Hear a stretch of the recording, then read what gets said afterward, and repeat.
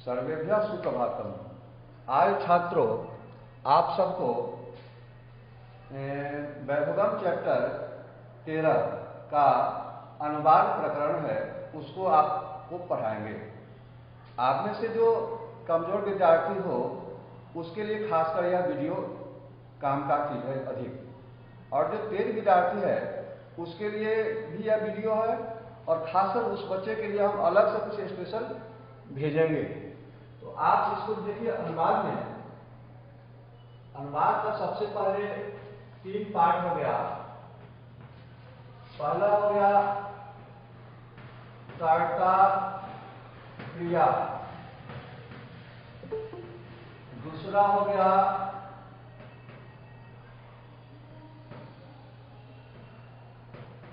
कारक आधृत अनुवाद, तीसरा हो गया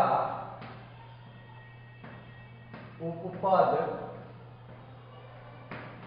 आधृत अनुवाद। तो 3 पार्ट आपको हो गया। तो 3 पार्ट में बहुत सारे बच्चों को अभी फर्स्ट पार्ट नहीं आता है। कुछ बच्चे को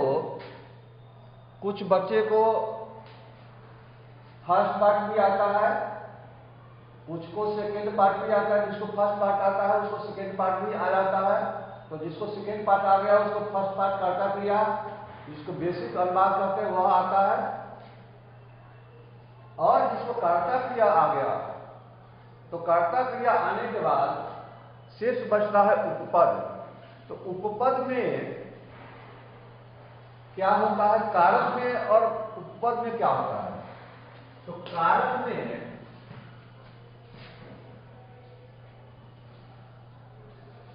कारक का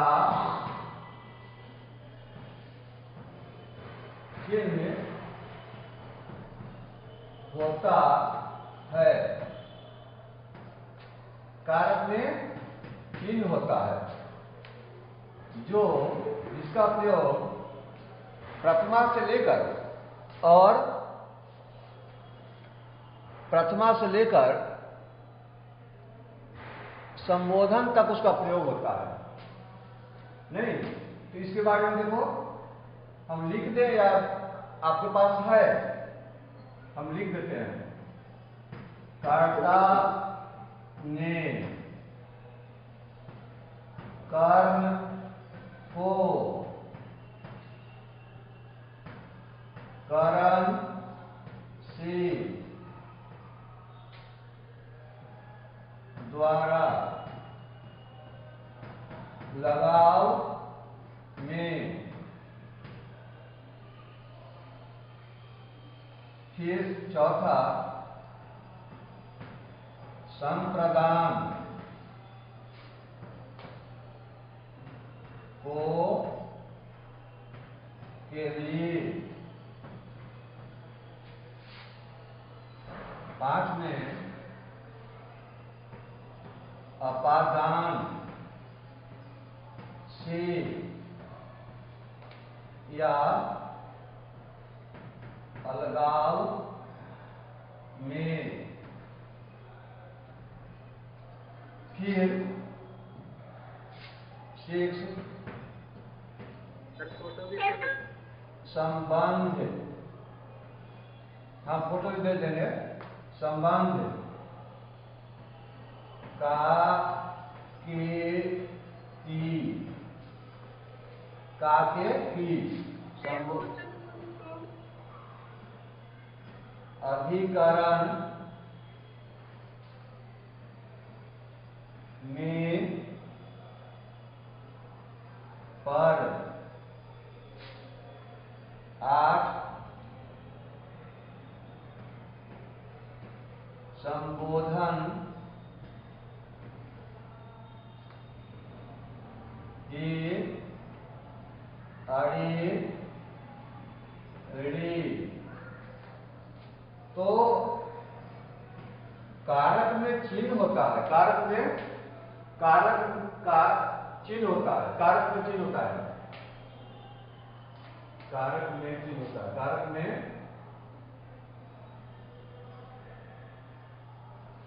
और उपपद में, अब उपपद पर आइए, अब आप उपपद पर आइए।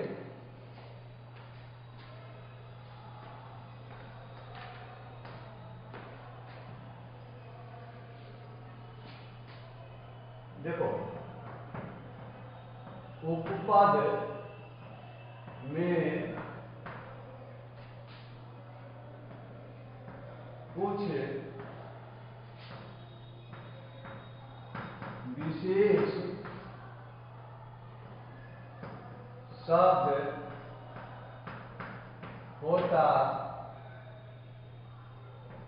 है, उपपद में कुछ विशेष शब्द होता है,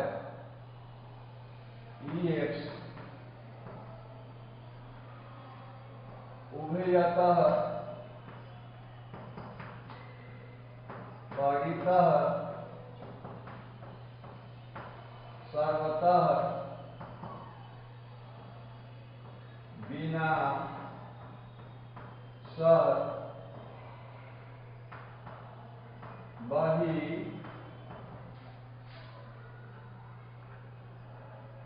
ETC इत्यादि। तो छात्रों, आप सब सबसे पहले यह जान लो, जो कर्ता क्रिया आपको मालूम है, कर्ता क्रिया में क्या होता है, स, तौ, ते, त्वम, युवाम, यूयम, अहम, आवाम, वयम। आप इसको याद रखोगे। हाँ, इसका मीनिंग हो गया। पहले से ही तो लिखे हुए हैं, तो लिखना जरूरी है। आप इसको लिख सकते हो या नहीं लिख सकते, जो भी आप करो, इसको देखो कम से कम, जिसको नहीं आता तो फोटो भेज दीजिएगा। वे दोनों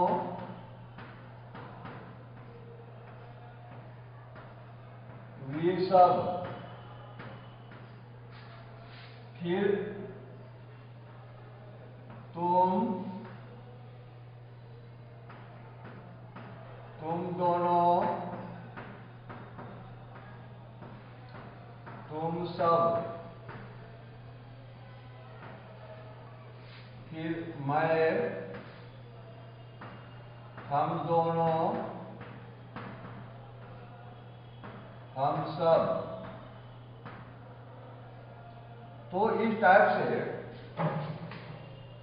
आप इसको काटता, ब्लू वाला कलम जो काटता है, और उसी के नीचे हम क्रिया लिख देते हैं, काटता 1 2 3 4 5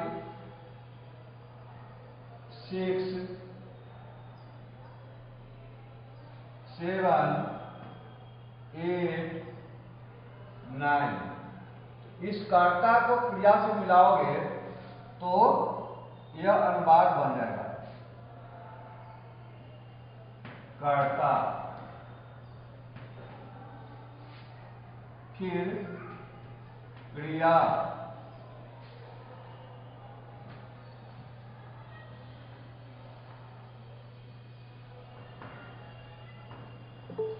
प्रथम पुरुष, मध्यम पुरुष, उत्तम पुरुष। अब देखो, एक्सक्यूज मी सर। बोलिए। सर संबंध में तो रारेरी भी तो होता है ना? होता बहुत है, रारेरी गारेरी सब होता है, लेकिन आप जितना काम होता है लिखिए, काम के अनुसार। कि नहीं, संबोधन में होता है। नहीं, सही बोला है, वो संबंध भी होता है, ताके की, गागे की, रारेरी, नारेरी, बहुत सारा होता है। हम आपको काम के लायक आपको दिए हैं कि अंति फिर सी थ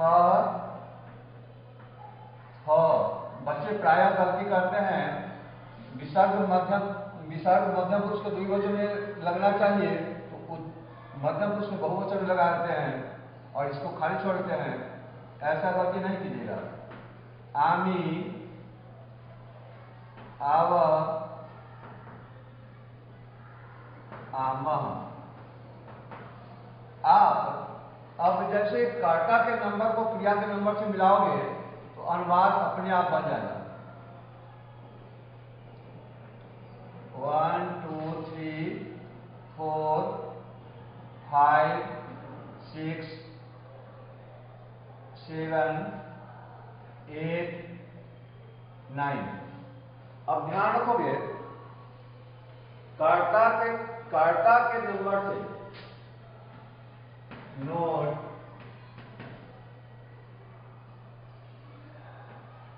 कर्ता के संख्या को क्रिया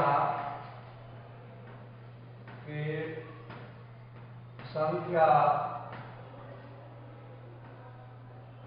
से मिलाने पर अनुवाद बनेगा। तो सबसे पहले आप लोग सिंपल अनुवाद, कर्ता क्रिया वाला अनुवाद को सीखो और इसके लिए आप लोग पहले मेरी बात पर, मेरे हाथ पर आप देखो, मैं जैसे उंगली निकालकर आपको सिखा रहा हूं उस विधि से सीखो। जैसे मान लीजिए मैं आपके क्लास के ऋषभ सावर्ण से बात कर रहा हूं, तो मेरे मुख से आवाज निकल रही है, इनके झा सर के मुख से आवाज निकल रही है, ऋषभ सावर्ण सुन रहा है और ऋषभ सावर्ण से हम बात करते हैं। ऋषभ सावर्ण आपके क्लास के और जो बच्चे हैं ना वो ध्यान नहीं देते हैं पढ़ने में, तो थोड़ा आप अपने मित्र को गाइड करो। तो इनके झा सर की बात कौन सुन रहा है? तो ऋषभ सावर्ण। तो इनके झा बोल रहे हैं, इसलिए इनके झा सर बोलने वाले वक्ता को उत्तम पुरुष कहते हैं, वक्ता को उत्तम पुरुष कहते हैं।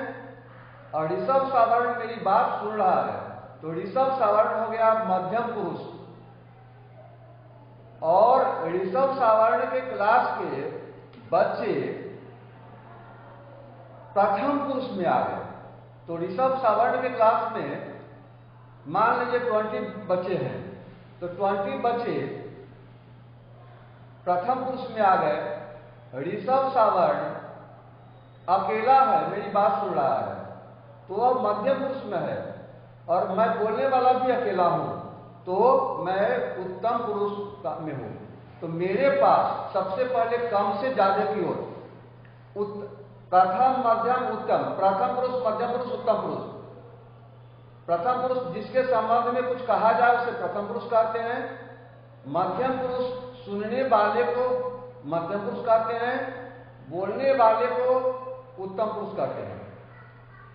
अब आप कम से ज्यादा की ओर, जैसे मान लीजिए आपको एक एग्जांपल देते हैं। 1 किलो चावल में 1 मुट्ठी राहड़ी का दाल और 1 मुट्ठी चना का दाल मिला देंगे और बोलेंगे 3 पार्ट करो।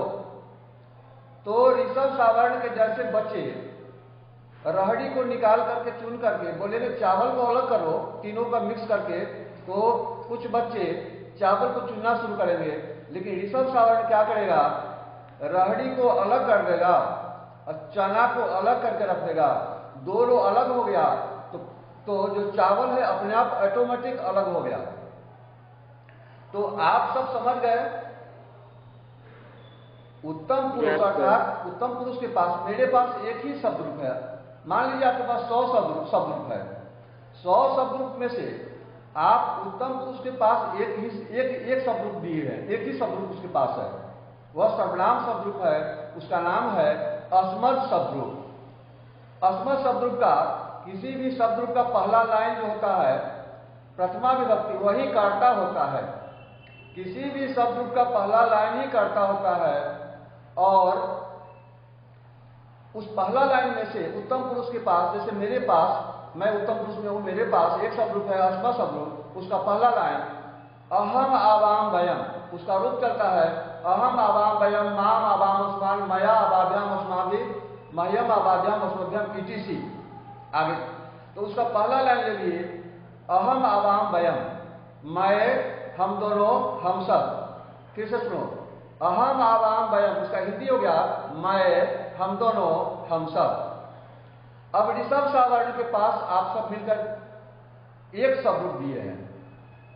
ऋषभ सावर्ण के पास उस शब्द रूप जो दिए हैं वह सर्वनाम शब्द रूप है और युष्मद शब्द रूप है। उसका रूप चलता है त्वम युवाम यूयम त्वाम युवाम युष्मान त्वया युवाभ्याम युष्माभ्यम तुभ्यम युवाभ्याम युष्मभ्यम ईटीसी।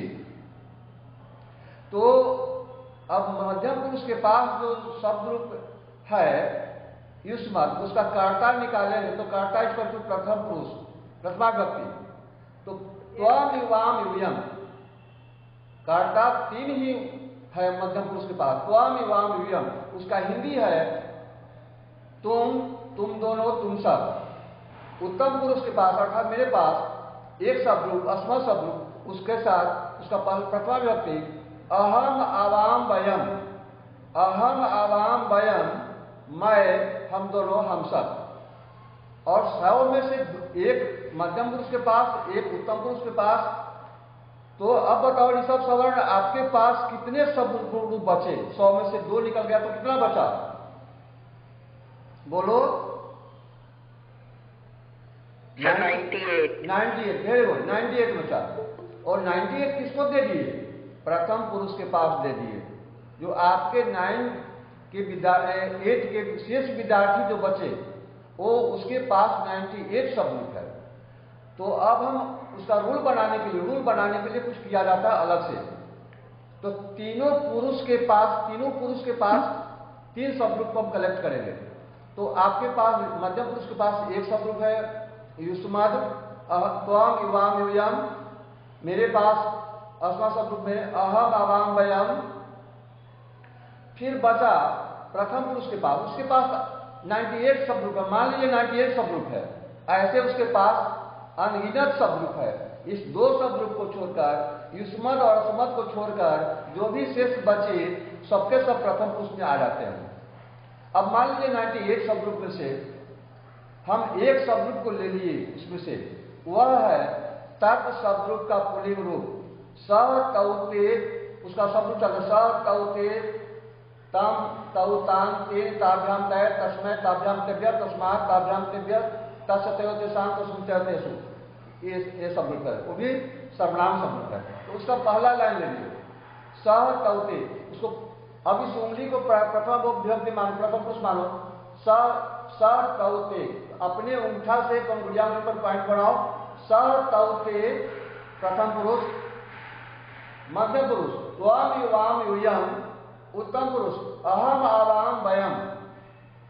यह तीन पुरुष है, 3 पुरुष का सूत्र तैयार हो गया। उसको बार बार पढ़ेंगे सह तौते त्वम युवाम यूयम अहम आवाम वयम। उसको 10 बार पढ़ेंगे त्वम सह तौते त्वम युवाम यूयम अहम आवाम वयम। इस तीनों पुरुष का हिंदी मीनिंग डालो। सह तौते तो इसका हिंदी वह, वे दोनों, वे सब। त्वम युवाम यूयम तुम, तुम दोनों, तुम सब।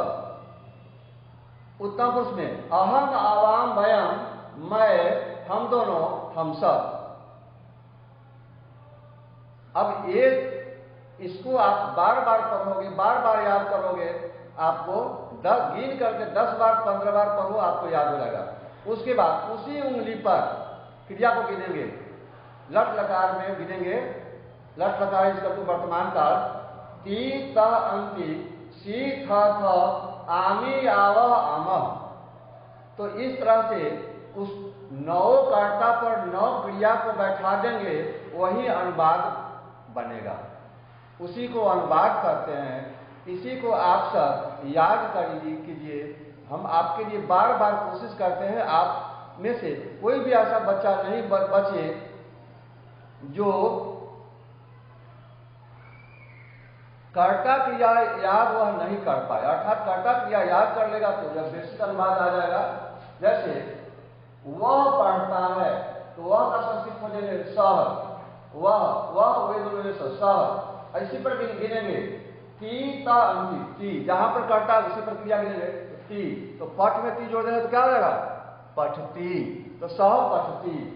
उसी तरह से वे सब पढ़ते हैं तो सह तौते, वह वे दोनों वे सब, तो सह तौते ते, अब पठ में क्या करेंगे ते, तो ती ता अंति, तो पठ प्लस अंति पठंती, तो ते पठंती। तो इस तरह से आपका यह अनुवाद बन जाएगा। तुम पढ़ते हो तो त्वम पठसी, नंबरिंग याद कर लेंगे 1 2 3, सह तौते 1 2 3, त्वम इवाम वियम 4 5 6, अहम आवाम वयम 7 8 9। तो जिस नंबर पर जो करता होगा उसी नंबर पर उस क्रिया को डाल देंगे, अनुवाद बन जाएगा। तो आपको 3 चीज याद करना है।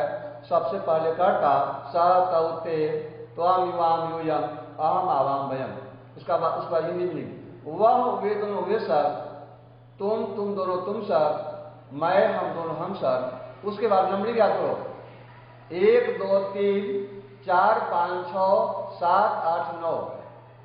तो इस तरह से नीचे से ऊपर की ओर गिनेंगे तो आपको सही रहेगा। नहीं, बिना नियम का कोई भी काम नहीं होता है। पहले प्लान बनाया जाता है, नियम बनाई जाती है, पढ़ाई में हो, राजनीति में हो, हर जगह बिना प्लान का कोई भी काम आपका मिशन सफल नहीं होता है। तो एक अच्छे विद्यार्थी की तरह आप सब मिशन की तरह काम कीजिए। मुझे विश्वास है कि आप सब इस कर्ता क्रिया को जान रहे होंगे। उसके बाद अगले वीडियो में आपको हम कारक का बताएंगे। थोड़ा सा आपको बताते हैं, जैसे वह किताब से पढ़ता है, किताब से, तो किताब से पढ़ता है तो किताब हाथ में रहता है, उसमें तृतीया विभक्ति लगे। तो सह किताब का संस्कृत पुस्तक होता है, तो पुस्तक नपुंसकलिंग में पुस्तकम पुस्तके पुस्तकानी, पुस्तकम पुस्तके पुस्तकानी या पुस्तकेन, वह एक है तो एक किताब पढ़ेगा तो सब पुस्तकेन पढ़ती। नहीं, पेड़ से पत्ता गिरता है, एक पत्ता गिरता है तो पेड़ का संस्कृत वृक्ष, तो वृक्षात, जिससे कुछ अलग हो उसमें पंचमी, तो वृक्षात पत्रम पतती, पत्रम के अनुसार पतती, वृक्षात के अनुसार नहीं। बहुत बच्चे पंचमी के अनुसार बदल देते हैं, पंचमी एक वचन के अनुसार बदल देते हैं, तृतीया एक वचन के अनुसार बदलते हैं। तो अनुवाद में जैसे वृक्षात पंचमी में हो गया, पत्रम दूसरे नंबर पर आ गया, तो पत्रम पत्रे पत्राणी, पत्रम पत्रे पत्राणी, तो पत्रम द्वितीया व्यक्ति एक वचन, उसके अनुसार हम वहां पर भी का प्रयोग करेंगे, अर्थात वहां प्रथमा विभक्ति के अनुसार। तो वृक्षात पत्रम पतति, वृक्षात पत्राणि पतंति, वृक्षात पत्रे पततः। इस तरह से आपका यह कारक पर बन जाएगा। राम का भाई मोहन है तो रामस्य भ्राता, राम का, राम के अंत में अ है, बालक को चलाएंगे बालकस्य, तो रामस्य भ्राता लक्ष्मण आसीत, राम का भाई लक्ष्मण था। इसी तरह से पेड़ पर फल है तो पेड़ का वृक्ष के अंत में अ है, उसको बालक पर चलाएंगे और सप्तमी विभक्ति में मे का सिंबल है मे, तो उसको बालक सप्तमी एक वचन में बालके, तो वृक्षे फलानी संति, फलानी के अनुसार संति। उसी तरह से ऊपर में देखो छोटा सा बताते हैं, ऊपर में जैसे घर के चारों ओर वृक्ष है, घर के चारों ओर वृक्ष है, तो घर के चारों ओर वृक्ष है, तो उसमें क्या हो जाएगा? अब देखिए, घर के चारों ओर वृक्ष है। अब इसका संस्कृत है घर के। अब के सिंबल यहां षष्ठी है, के सिंबल क्या कर रहा है? षष्ठी है। अब चारों ओर जो हो गया, चारों ओर हो गया द्वितीया। और सर अभी तो चारों ओर द्वितीया गया, और के सिंबल हो गया षष्ठी, तो षष्ठी विभक्ति। लेकिन हम षष्ठी विभक्ति की बात नहीं मानेंगे और क्या करेंगे? हम उपपद की बात मान लेंगे, किसकी बात नहीं मानेंगे, कट कर दिए इसको और द्वितीया विभक्ति लग जाएंगे। हाँ, तो क्या हो जाएगा उत्तर? गृहम परितः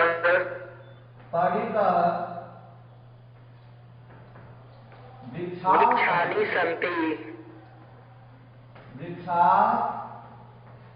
सन्ति। ठीक है, आप सबको अब कुछ समझ में आ गया होगा। हम फिर अगले वीडियो में कुछ करेंगे।